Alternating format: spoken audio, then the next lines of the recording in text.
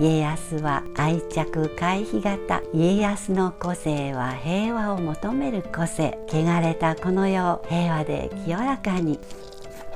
あ、かわいい。こう。皆さんこんにちは。ミステリーマープルです。今日は世界が注目、パクス徳川アナ、徳川の平和前編です。今日5月5日は端午の節句、子どもの日。今に兜飾りを据えてというお宅もおありでしょう。その兜を頭に乱世を太平の世に変えた武士のお話です。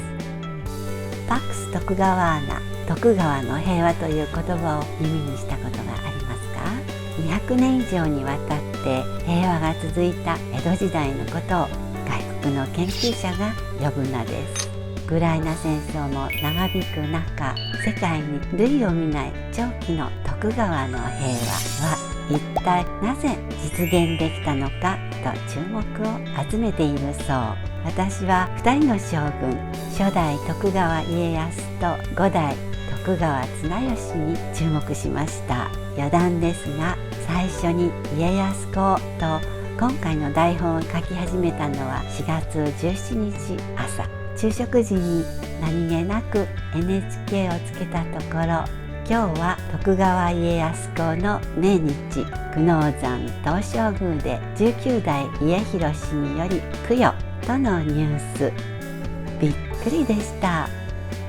まず家康の人となりを偲ぶ言葉を3つ。1、百姓を殺すな。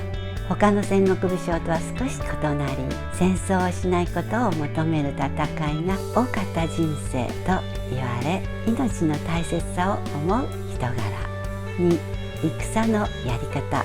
勝ちすぎない、無理しない、相手を追い詰めない、手前勝手をやりすぎない。戦の中でも相手を思いやれる度量の人物。3、オンリ江戸、言語浄土。汚れたこの世を平和で清らかにの意。桶狭間の負け戦に自害切腹しようとした19歳の家康。菩提寺大樹寺東洋上人が止め諭した仏教の教え。戦いのない世を作る。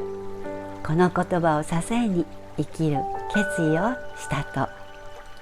次に脳科学の面から、愛着の形成期である幼少期に特定の強い結びつきがなかったり、結びつきを感じていた人と引き離されてしまうと愛着に傷がつくそう。こんなに痛みを感じるなら誰とも愛着を気づかないようにしようと学習。脳に絆ホルモンオキシトシンを取り入れるレセプターがあまり生えなくなると、子供にとって抱きしめられたり優しい言葉を身近にかけてもらえる存在がとても大切なのですね。結果家康は愛着回避型になったそう。なぜなら戦いの犠牲による家康の人質生活は6歳から尾張で2年、駿府で12年と寂しい幼少期。なんとか平和な世にと願ったと推測されますね。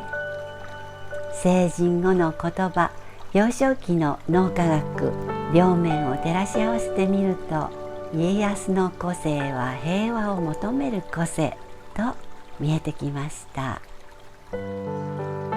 ちょっと一息。Tea break。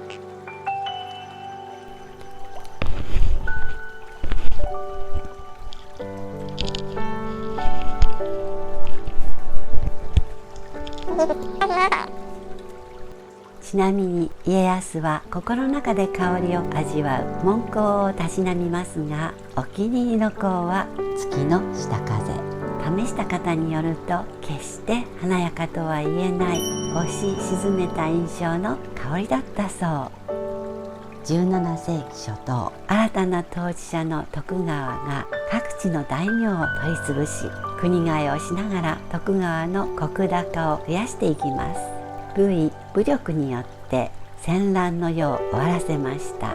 一方、領民たちは不安や警戒感を募らせ、軋轢が全国に音を立てて広がっていきます。そんな中、底辺で徳川を支えていた庶民・農民に徳川の武力が暴発した凄惨な事件が、茨城県の生瀬の乱。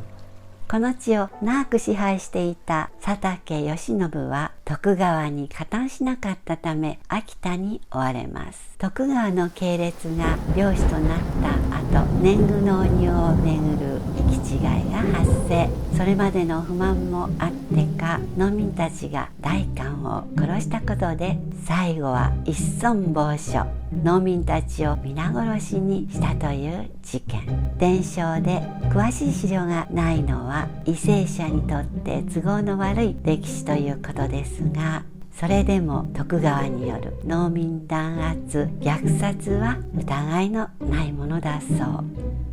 家康により大名間の戦いは終わらせましたが、庶民を含む本当の意味の徳川の平和へは助走期間の様相です。ここに5代将軍徳川綱吉が登場します。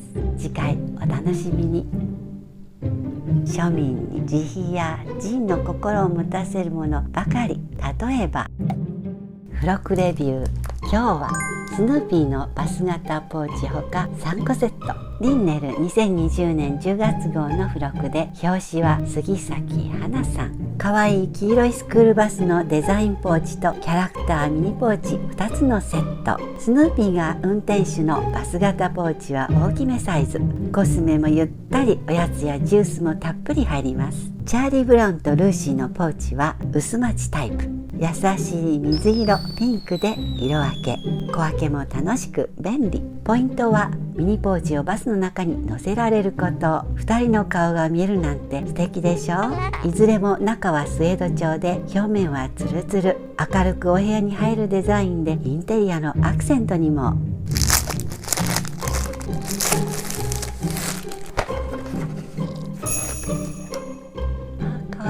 かわいい色ね。ねえ、かわいいの作るわね。こう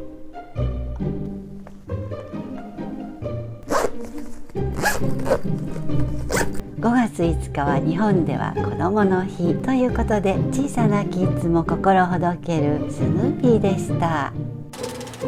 チャンネル登録、いいねボタンは喜びます。ではまたね。